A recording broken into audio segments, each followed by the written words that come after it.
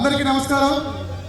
ముఖ్యంగా ఈరోజు ముఖ్య అతిథి అన్నగారు పాస్టర్ గారికి, ఈ కార్యక్రమ రూపకర్త మా అన్న శివరామకృష్ణ గారికి, మిత్రుడు తాగేశ గారికి, మా తమ్ముడు దాసగారి కుల్లాయప్ప గారికి, వేదిక మీద ఉన్నటువంటి పెద్దలకి, బహుజన చైతన్య వేదిక సభ్యులైనటువంటి బాబు అన్న గారికి, వెంకటేశ్వర గారికి, మరి రవి గారికి, మిగిలిన సభ్యులందరికీ కూడా ఈరోజు నేను శుభాకాంక్షలు, ధన్యవాదాలు తెలియజేసుకుంటున్నా. ఈరోజు డాక్టర్ బిఆర్ అంబేద్కర్ యొక్క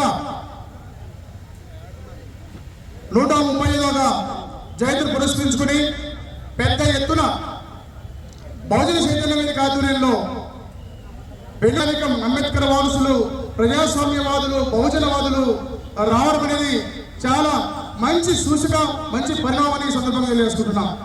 డాక్టర్ బిఆర్ అంబేద్కర్ గురించి మనం చెప్పుకోవాలంటే ఒక జ్ఞానం గురించి చర్చించుకోవాలని పరిస్థితి, ఒక జ్ఞానాన్ని గురించి మాట్లాడుకోవాలంటే అంబేద్కర్ గురించి మాట్లాడుకుంటే సరిపోతుంది. ఒక మన బహుజనులందరికీ కూడా ఒక దిక్సూచి డాక్టర్ బిఆర్ అంబేద్కర్. సీకటిలో ఉన్న వాళ్ళకి వెలుగు doctor BR Ambedkar.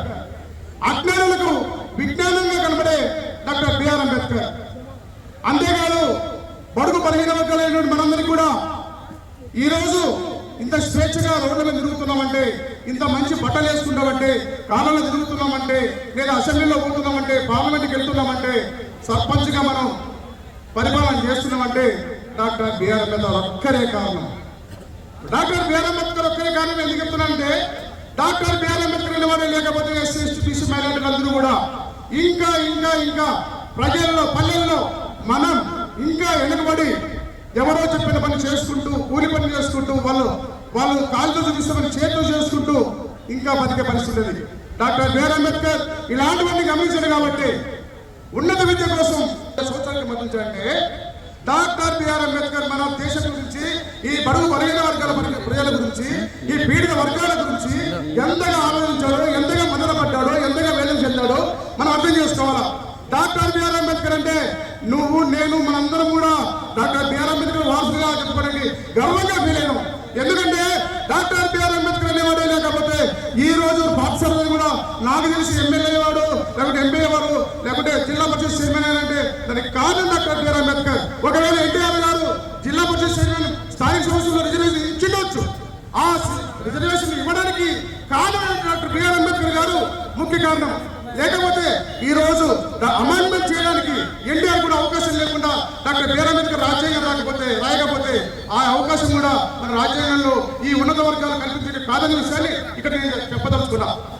Doctor BR Ambedkar SC ST BC మైనారిటీలకి, మహిళలకి అందరికీ రిజర్వేషన్లు దాంట్లో పొందుపరిచారు కాబట్టి, అమెండ్మెంట్ చేసుకునే కూడా అవకాశం ఇచ్చారు కాబట్టి డాక్టర్ బిఆర్ అంబేద్కర్ రాజ్యాంగ నిర్మాణాన్ని అమలు చేసుకుంటారు కాబట్టి మన ఎన్టీఆర్ రామారావు గారు మన బీసీ ఎస్సీ ఎస్టీ మైనారిటీలకు కూడా చట్టసభల్లో, స్థానిక సంస్థల్లో రిజర్వేషన్ అని చెప్పేసి ఆ రోజు మనకి ఇచ్చారు కాబట్టి పాపన్న గారు కూడా జిల్లా పరిషత్ చైర్మన్ గా వెళ్ళినారు. ఆ విషయం అన్నగారు కూడా ఇందాక చెప్పారు. నేను ఒకటే చెప్తున్నా, మనకి అందరికీ కారణం doctor BR Ambedkar. Doctor BR Ambedkar కూడా అవకాశం ఎట్లా వచ్చిందంటే చదువుకున్నాడు కాబట్టి. చదువుకోకపోతే డాక్టర్ బిఆర్ అంబేద్కర్ కూడా ఈ రాజ్యాంగం రాసడానికి అవకాశం ఉండేది కాదు. చదువుకున్నాడు, కేవలం చదువుకున్నాడు. మనకంటే కూడా ఆయన పెద్ద అప్పట్లో పోటీ పడే కాదు. కేవలం ఆయనకున్నటువంటి ఈ సమాజం పట్ల, ఈ పీడిత వర్గాల పట్ల ఏదో చేయాలనే కసి ఉంది కాబట్టి డాక్టర్ బిఆర్ అంబేద్కర్ గారు ఆ రోజు బళ్ళేకి రానికుండా బయట కూర్చొని చదువుకున్నాడు, గుళ్ళేకి రానికుండా బయట దేవుని ముక్కని చదువుకున్నాడు. ఈ రోజు ఆయనే ఒక దేవుడు అయినాడు. ప్రపంచ దేశాలన్నీ కూడా దాదాపుగా పోయిన సంవత్సరంలో 132 దేశాలు ఆయన బర్త్డే సెలబ్రేషన్ చేశాయి.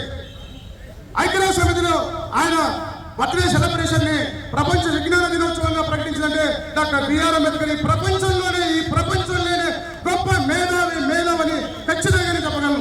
డాక్టర్ బిఆర్ అంబేద్కర్ ఈ రోజు ప్రపంచంలోనే నంబర్ 1 మేధావి అనేది మనకి ఐక్యరాజ్య సమితి చెప్పింది, ప్రపంచ దేశాలని చెప్పి ఒక లండన్ లైబ్రరీలో డాక్టర్ బిఆర్ అంబేద్కర్ యొక్క ఒక ప్రతిమ వాళ్ళు ప్రతిష్ఠించుకున్నారంటే డాక్టర్ బిఆర్ అంబేద్కర్ యొక్క గొప్పతనం మనకు తెలుస్తుంది. మన దేశంలో డాక్టర్ బిఆర్ అంబేద్కర్ దళిత వర్గాల నాయకుడు అంటాం, పీడిత వర్గాల నాయకుడు అంటారు. ఎవరో చెప్పింది మీకు పీడిత వర్గాల నాయకుడు అని? ఎవరు చెప్పాడు మీకు? డాక్టర్ బిఆర్ అంబేద్కర్ పీడిత వర్గాల నాయకుడు కాదు. ఈ ప్రపంచ మేధావి, ప్రపంచ నాయకుడు, ఈ దేశానికి నాయకుడు, అన్ని వర్గాలకు నాయకుడు.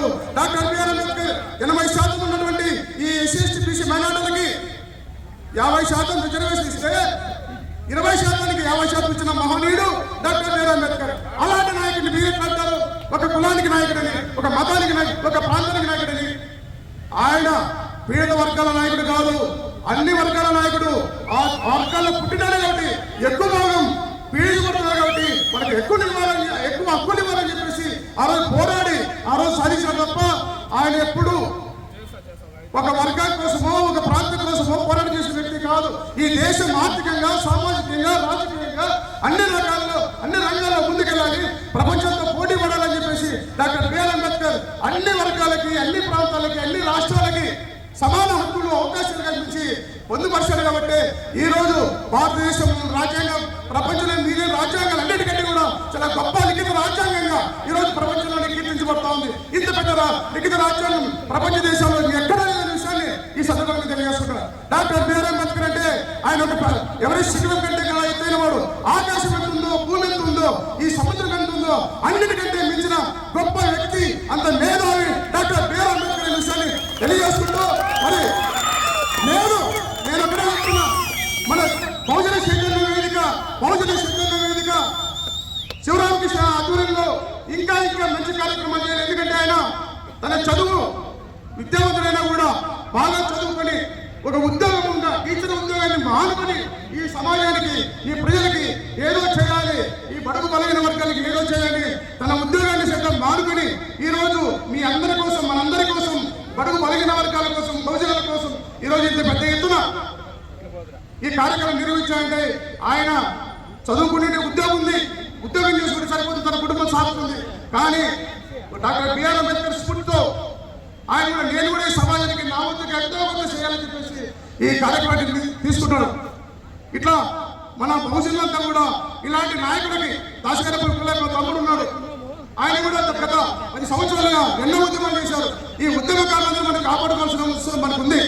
ఈ ఉద్యమకారులందరూ కూడా మనం కాపాడుకోవాలి. వాళ్ళు ఉన్నప్పుడే మన హక్కుల్ని వాళ్ళు నిలబడగలుగుతారు.